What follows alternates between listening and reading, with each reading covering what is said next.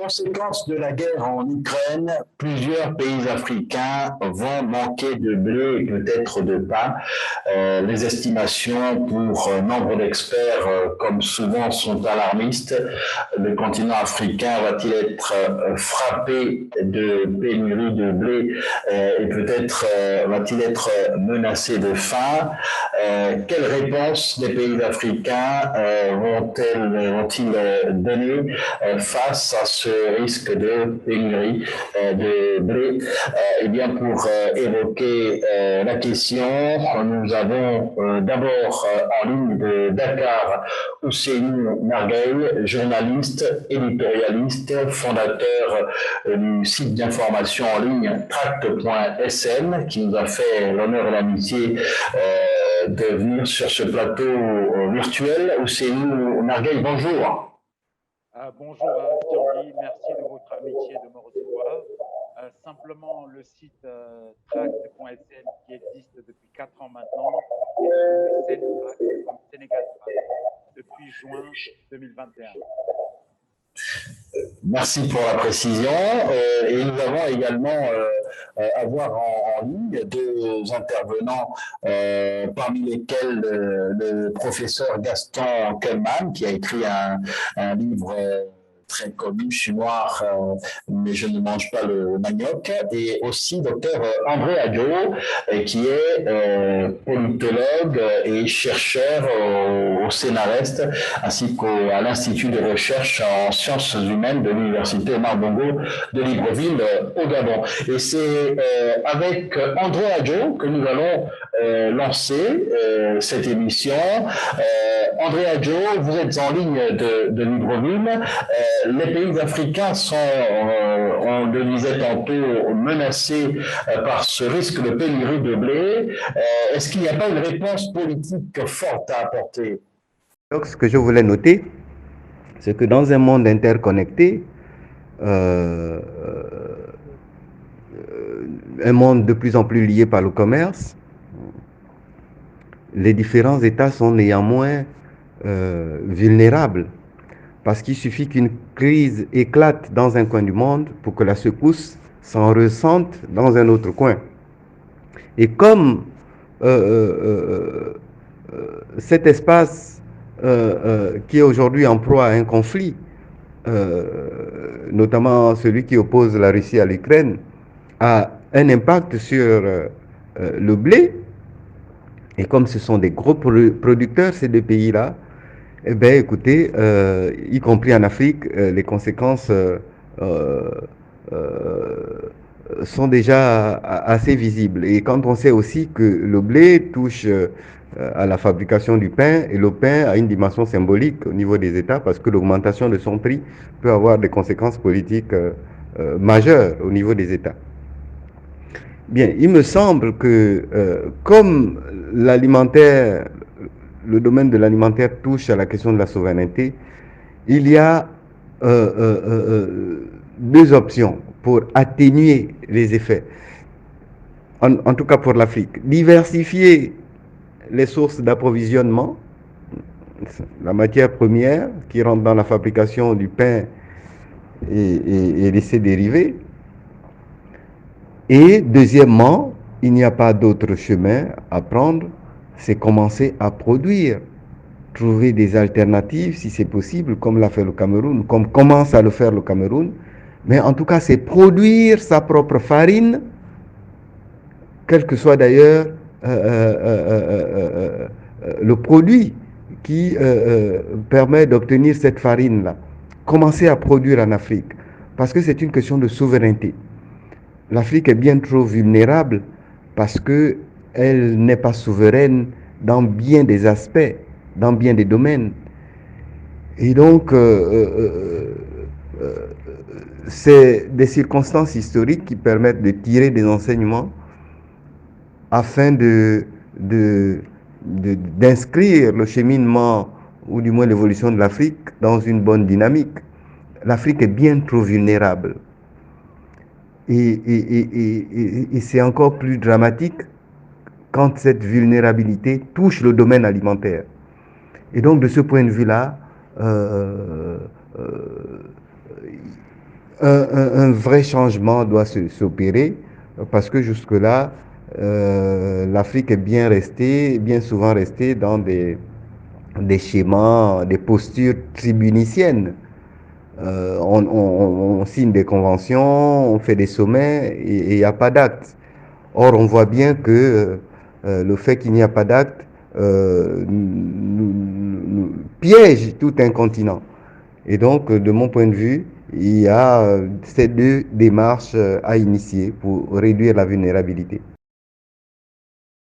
Monsieur Nargueil, nous venons d'entendre André Adjo qui relève justement cette trop forte dépendance du continent à ces accords signés avec les pays européens ou occidentaux, mais également cette forte dépendance en ce qui concerne le secteur alimentaire, qui est un secteur de souveraineté. Est-ce qu'il faut faire comme c'est déjà le cas dans certains pays d'Afrique de l'Ouest, et on a évoqué aussi le Cameroun, ou c'est Nargueil, pour sortir de cette impasse, donc multiplier des initiatives qui seraient des alternatives à ce blé? La question des céréales alimentaires est une question de souveraineté, de sécurité alimentaire. Ça, c'est incontestable. Et la dépendance de nos pays africains à ces céréales produites en Occident ou en Asie, en Occident pour ce qui est du blé et en Asie pour ce qui est du riz, date de la période coloniale où les colonisateurs ont cru bon de remplacer les cultures familiales qui nourrissaient les populations comme le fonio, le sorgho, le mil, par des cultures d'importation pour remplacer les cultures familiales par des cultures de rente dans lesquelles nos pays étaient spécialisés. C'est le cas de l'arachide pour le Sénégal qui était produite de façon industrielle et exportée pour être industrialisée. C'est le cas du cacao pour le Cameroun et la Côte d'Ivoire, etc. Et je pense que effectivement, il faut trouver des alternatives. Nos pays y travaillent. C'est le cas en tout cas au Sénégal où je me trouve, où l'Institut supérieur de recherche agricole est en train de tester 8 variétés de blé pour les introduire dans la production agricole. Mais toujours est-il que de la coupe aux lèvres, il y a loin. On est encore dans une dépendance très forte vis-à-vis du blé importé dont les quantités augmentent de 20% par an pour une valeur qui était en 2019 de 107 milliards de francs CFA pour le Sénégal. Les Sénégalais ont pris des habitudes de consommation qu'ils ne consomment que du pain pratiquement le matin systématiquement et même le soir. Et donc, exponentiellement, avec l'accroissement de la population sénégalaise qui est passée de 12 millions d'habitants à presque 17 millions d'habitants en 7 ans, eh bien, les importations, notamment de blé, vont à l'unisson. Donc, je pense qu'effectivement, qu'il faut des solutions alternatives de retour à la consommation locale, de consommer ce que nous produisons. Et de ce point de vue-là, il y a des initiatives qui sont menées, par exemple pour faire du pain à partir du mil, mais je remarque que même pour faire du pain à partir du mil, en plus de la levure qu'on y ajoute, on y ajoute également du blé, un peu de blé. Je ne sais pas ce qui a été précisément fait au Cameroun pour pouvoir y réagir, mais c'est la situation que je pouvais vous camper pour le Sénégal. Peut-être dernière chose en rapport avec cette crise russo-ukrainienne, le Sénégal dépend très peu maintenant désormais de l'Ukraine pour ses importations de blé. Elles étaient à 26% en provenance de l'Ukraine, elles ne sont plus qu'à 6%. La Russie qui prend 51% du marché du blé est devant, suivi de la France et ensuite du Canada avant que ne vienne l'Ukraine. On voit bien qu'il y a peut-être eu un dessin, c'est une Nargueil pour rebondir par rapport à cette historique que vous venez de faire. Je crois qu'il y a eu comme un dessin pour faire abandonner aux Africains certaines de leurs habitudes alimentaires, peut-être. Oui, il y a eu exactement un dessein colonial qui était celui de contribuer à la prospérité de ce qui étaient les métropoles coloniales, en tout cas de la France. Et donc, comme je vous disais, elles ont spécialisé nos économies qui étaient essentiellement agricoles, puisque 80% de la main-d'œuvre jusqu'aujourd'hui va dans l'agriculture, même si c'est une agriculture saisonnière qui malheureusement ne dure que 4 mois par an pour la plupart de la surface du territoire national, mais en tout cas, les colons et après la néocolonisation, avec la facilité d'importation dans nos pays des denrées alimentaires occidentales et le prix compétitif, puisqu'il est subventionné par l'Union européenne comme par les pays occidentaux concernés, fait que notre blé potentiel ou notre riz concret n'est pas compétitif sur le marché, d'autant que les habitudes alimentaires en relation avec le blé n'est pas une culture qui pousse naturellement sous nos latitudes. Donc, il y a eu un dessein très clair de nous forcer à l'extraversion parce que les habitudes de consommation au petit déjeuner n'étaient pas celles-là. Ce n'était pas le pain, c'était de la bouillie de riz, de la bouillie de mil que les gens consommaient au matin. Et ceux qui sont encore très conservateurs et traditionnalistes ou qui prônent un retour aux valeurs nationales et continuent de consommer cette bouillie de mil ou cette bouillie de riz ou des beignets de mil. Mais aujourd'hui, force est de constater que, en plus, avec la forte urbanisation qui caractérise nos pays, avec 50% des populations maintenant qui vivent en ville, la facilité, c'est d'acheter du pain et donc d'acheter du blé. Et ça, c'est un héritage colonial, instablement. La bouillie de mil, chez une nargueil qui est très consommée à Dakar, on en a d'ailleurs beaucoup consommé après s'être adapté Dakar, il ressort pourtant que ces produits locaux ont de nombreux avantages pour la santé et les spécialistes ne nous démentiront pas. Vous avez évoqué tantôt justement la situation au Cameroun, mais on peut dire avec certitude qu'au Cameroun, il y a quelques tentatives qui sont plutôt encourageantes. C'est ce que va nous confirmer le professeur Gaston Kellman, qui est en ligne de Paris, qui va nous donner sa lecture de la situation. Qu'est-ce que les Africains devraient entreprendre pour sortir de cette dépendance? Professeur Gaston Kellman. Arrive aujourd'hui. J'avais déjà commencé à y réfléchir depuis un certain temps, non en termes de pénurie, mais en termes de nécessité pour l'Africain et de prendre le petit déjeuner avec de la farine, avec du pain, de la farine de blé, avec des beignets de la farine de blé. Je me posais la question, pourquoi est-il nécessaire? Et je prenais cette question sur deux angles. Premièrement, je posais la question de savoir pourquoi nous envoyons autant de devises dans le trésor européen pour importer des produits qui ne sont pas indispensables. Je disais, il est vrai que nous nous plaignons, et à juste titre, qu'on pille nos sous-sols, qu'on nous pille l'uranium, qu'on pille le pétrole, tout ce qu'on veut, les matières premières.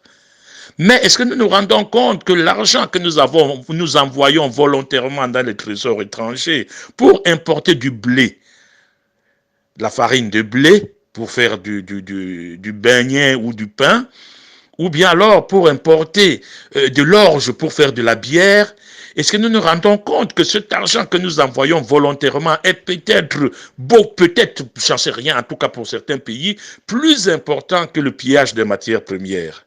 Voilà la question que je posais. Et je ne parle même pas du vin, je ne parle même pas du champagne et de tous les autres alcools dont on nous dit qu'ils ne sont pas déjà bons pour la santé. Voilà. Et tout cela se résumait en une chose, l'aliénation. Nous sommes aliénés au modèle occidental, à la pensée occidentale. Pour être bien, il faut manger comme un blanc. Quand un noir vit bien, on dit qu'il vit comme un blanc. Et c'est cela qui nous a amené à penser que si vous ne prenez pas le petit déjeuner au pain de blé, de farine de blé le matin, vous n'êtes pas un homme accompli. C'est un mot, l'aliénation. Posons-nous la question, est-ce que tous les pays d'Europe ont le même modèle de petit déjeuner? Posons-nous la question, a fortiori, est-ce que l'Inde, la Chine, le Pakistan, le Vietnam ont des petits déjeuners à base de pain de maïs, de pain de farine de blé importé d'Europe? Je ne pense pas. Nous n'avions pas ce modèle de petit déjeuner, mais toujours et toujours, l'aliénation nous pousse à penser que c'est ce qu'il faut. Deuxièmement, nous sommes aujourd'hui dans ce que j'appelle la Renaissance africaine.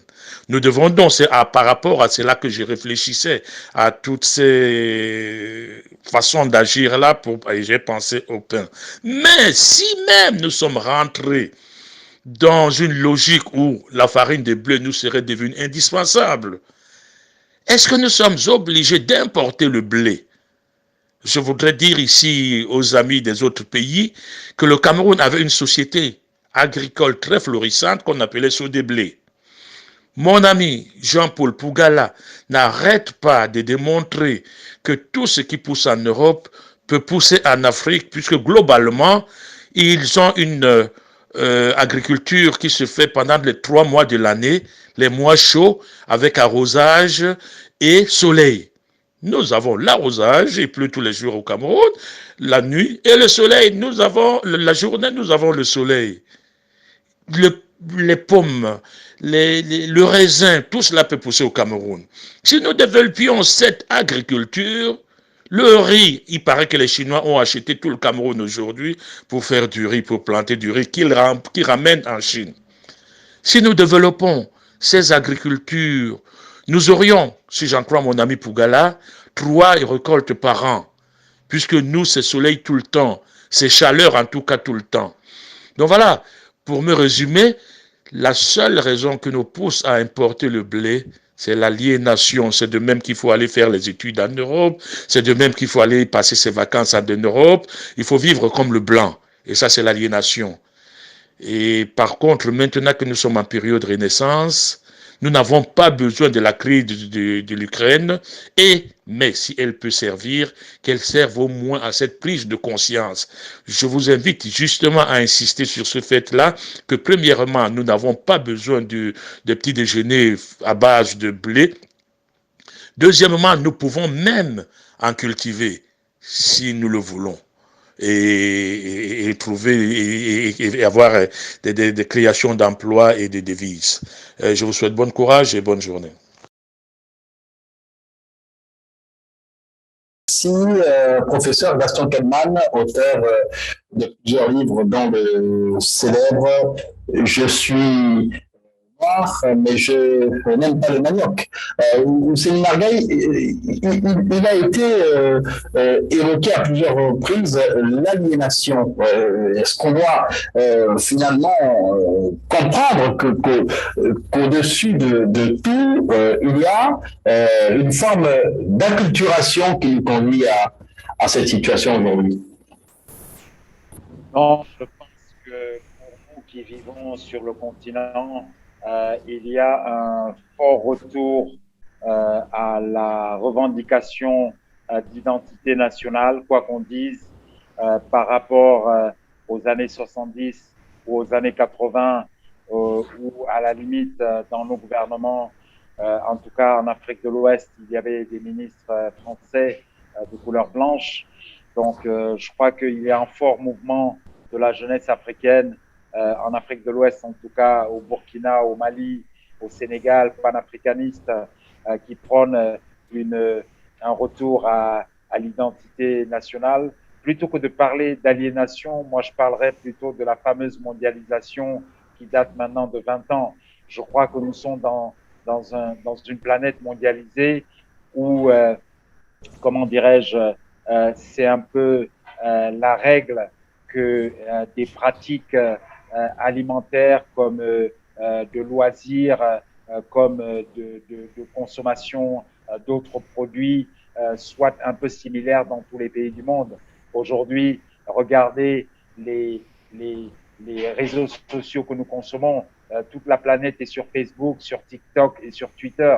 Ça ne veut pas dire que nous sommes aliénés aux pays qui proposent ces réseaux sociaux-là. Donc, je ne jetterai pas la pierre aux populations. Mais je crois que dans la mondialisation, il y a des règles financières et de concurrence qui devraient être revues. Je crois que les populations, tant que les denrées alimentaires importées coûteront moins cher, en plus d'étant plus faciles à préparer, eh bien, iront dans le sens de l'intérêt de leur poche.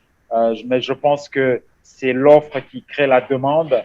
S'il y a des offres et des alternatives sérieuses en matière de denrées alimentaires locales, faciles à préparer et d'un prix accessible, je crois que les populations se tourneront vers ces denrées alimentaires locales. Je voudrais, pour terminer, prendre l'exemple des supermarchés Auchan au Sénégal qui, lors des émeutes de mars, ont été caillassés, incendiés et pillés. On en a déduit que c'est une détestation de la France qui se traduisait par cette attaque de cette enseigne française. Mais depuis lors, elles ont été reconstruites, ces enseignes-là. Et maintenant que nous sommes en période de Ramadan, elles sont prises d'assaut par les consommateurs, aussi bien du carême chrétien que du Ramadan musulman. Donc, je crois que tant qu'il n'y a pas d'offre alternative sérieuse, facile d'accès et à la portée de toutes les bourses, eh bien, on continuera d'avoir la dictature des denrées alimentaires importées, y compris le blé. Maintenant, lors de son discours pour la fête nationale du 4 avril, le président Macky Sall a décrété la lutte contre la flambée de la hausse des prix des denrées alimentaires et des denrées de première nécessité. Je pense que on va attendre et espérer que ça aille dans le bon sens. Mais à la différence de Gaston Kellman, je ne parlerai pas d'aliénation, je parlerai juste des effets pervers de la mondialisation dans laquelle l'Afrique ne fixe pas ses règles, les règles, et joue selon des règles qui ne lui sont pas favorables. Dans la mondialisation, justement, les plus faibles se font écraser par les plus forts. L'aliénation, justement, qui est évoquée, enfin, contestée, ce terme est contesté par beaucoup d'analystes et d'observateurs. Il y a peut-être là un relan de, vous l'avez souligné tantôt, de panafricanisme, de retour aux sources, mais de façon concrète.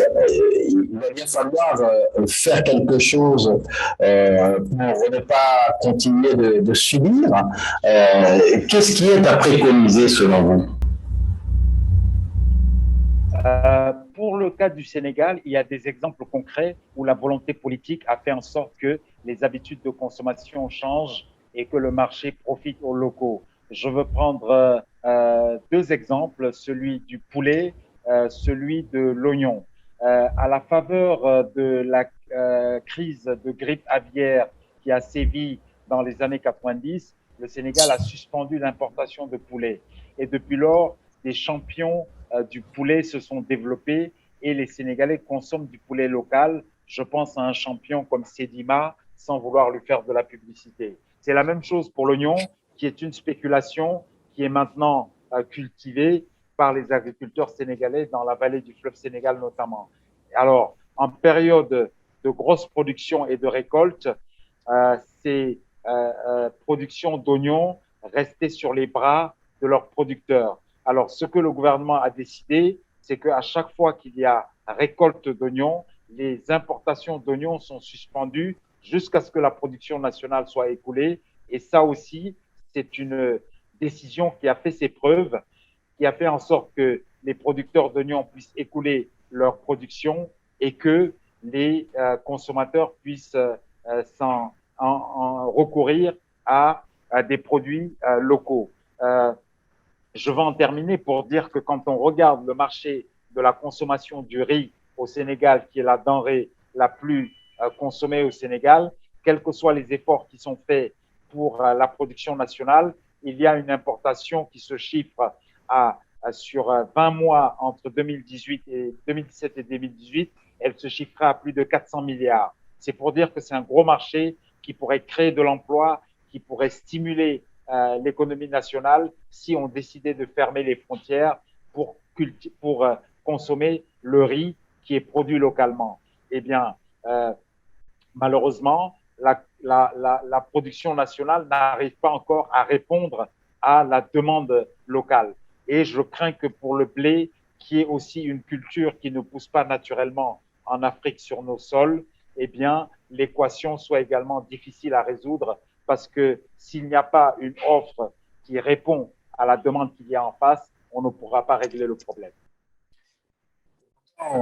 Selon le département agriculture des États-Unis, eh bien, le continent africain a produit en 2020-2021 plus de 25,7 millions de tonnes de blé. C'est dire s'il y a là un boulevard pour effectivement devenir, sait-on jamais, l'un des leaders en matière de production de blé. Les initiatives, il y en a plusieurs au séminaire Gay. Vous avez égrené quelques-unes au Sénégal. Avec Gaston Kellman, on a vu également ce qu'il est en train de se faire depuis quelques années au Cameroun avec quelques projets. Il va peut-être falloir, et ce sera la conclusion du séminaire Gay, une dynamique globale, arriver à faire en sorte que ces initiatives soient harmonisées à travers le continent, à travers bien sûr les initiatives qui existent déjà au sein de l'Union africaine. Oui, je suis content que vous me donniez une réponse sur la production africaine de blé. Je suis content qu'il y ait tant de dizaines de millions de blé produits en Afrique. Je crois savoir effectivement que des pays comme l'Égypte, le Maroc et plus généralement les pays du Maghreb produisent du blé, ce qui est une bonne chose. Mais je pense que la réponse sera effectivement africaine et panafricaine. Il y a de l'espoir parce que entre 2000 et 2020, le commerce intra-africain est passé de 2% à 17%. Donc, je crois que les productions issues du continent doivent d'abord être consommées par les autres pays limitrophes des pays producteurs et même ceux qui n'en sont pas limitrophes. Et je crois que s'il y a une volonté au plan continental d'appuyer les productions de ces spéculations agricoles par une forte injection de finances pour prendre en charge les semences, les engrais, la mise à niveau des sols, on en arrivera à ce que nous appelons tous de nos voeux, c'est-à-dire la souveraineté alimentaire du continent africain. Écoutez, nous appelons vivement cette souveraineté pour les pays africains, une souveraineté justement qui permettrait aux pays africains de se tenir debout devant leurs homologues du monde entier. La réponse du continent africain à cette menace de pénurie en blé suite à la guerre en Ukraine a fait l'objet de ce coup d'œil sur l'Afrique, une émission pour laquelle nous avons eu, on le rappelle, l'honneur d'avoir en ligne de Dakar Ousseynou Nargueil, journaliste, éditorialiste, également les interventions du professeur Gaston Kellman qui a pris son temps pour nous accompagner, mais aussi du docteur André Adjo, politologue, chercheur au CNRS et à l'IRCH, à l'Institut de recherche en sciences humaines de l'Université Omar Bongo de Libreville. Merci à vous d'avoir été des nôtres sur Proximité Web TV et sur différentes plateformes numériques. Nous nous retrouverons la semaine prochaine pour un autre thème. Très bonne suite de programme.